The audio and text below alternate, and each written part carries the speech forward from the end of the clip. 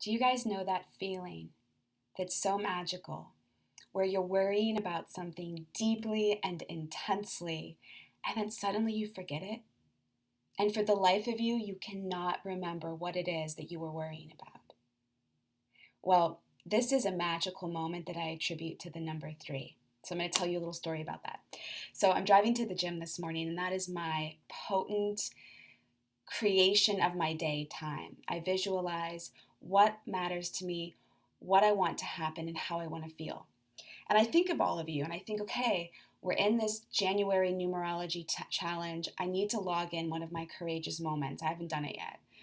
And I thought, okay, one way that I could be really courageous is to decide to be unapologetically happy. Do you hear that? That's so funny.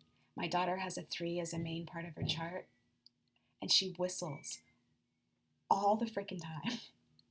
The power of expression. You'll understand why that's really synchronistic. So anyway, I decided to be unapologetically happy as my intention, my brave moment for the day. And that's brave because I run into this belief, this insecurity that joy is rather abrasive, happiness is unsophisticated, right? So I'm like, I'm going to challenge this. I don't freaking care. I'm going to just be happy.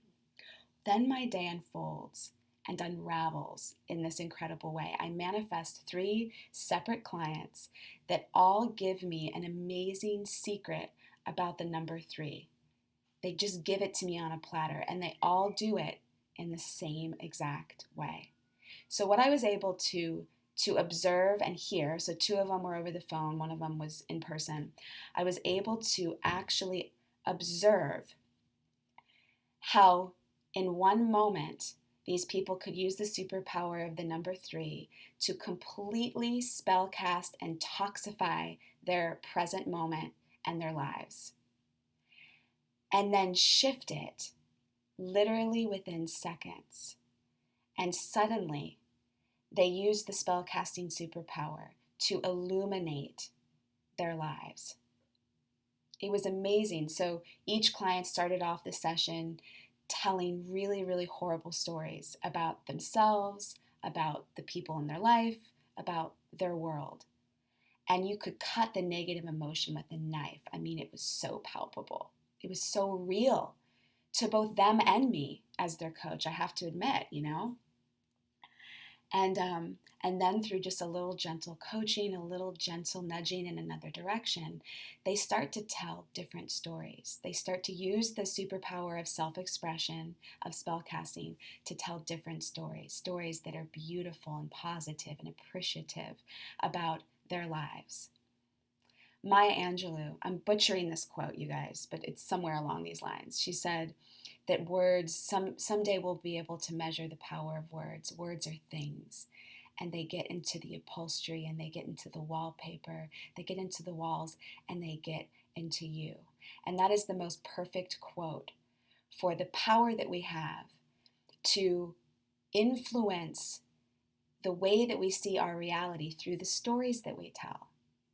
And that's why there are some moments when you are so deep in a problem and you're painting yourself as a villain, or you're painting somebody else as the antagonistic character in your life, right? And then just with a simple shift in a thought, just in laughing a little bit, or somebody else giving you a different perspective, suddenly you can't hone in on that negativity that you were feeling just a second ago. Your whole reality changes.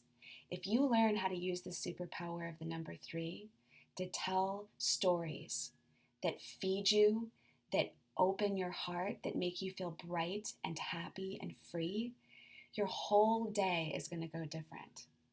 So I have a deep gratitude for these 3 clients because I ran into roadblock after roadblock trying to maintain a very high level of persistent happiness throughout the day.